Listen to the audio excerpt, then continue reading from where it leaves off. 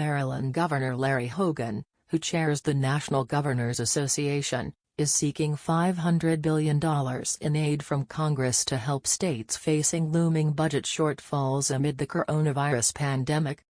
Hogan issued a joint statement with New York Governor Andrew Cuomo, who serves as the association's vice chair, on Saturday, saying the help is badly needed for states that have been leading the on-the-ground response to the national COVID-19 pandemic.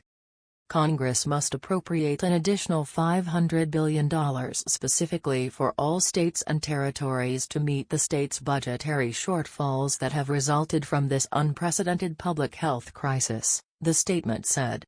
This critical stabilization funding for states must be separate from much-needed fiscal stabilization for local government.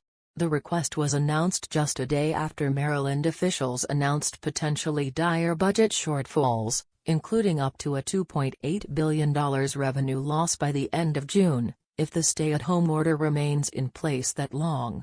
If the order extends through May, State Comptroller Peter Frankett said the state could lose about $1.5 billion. The grim projections led Hogan to announce a state budget freeze, including a statewide hiring freeze and possible cuts elsewhere in the state budget. Hogan said the state will only spend money on coronavirus-related expenses and payroll. Hogan and Cuomo said the recently passed federal Coronavirus Aid, Relief, and Economic Security, CARES, Act, which has provided some relief, does this not provide any direct aid to states and territories that are grappling with upcoming budget shortfalls.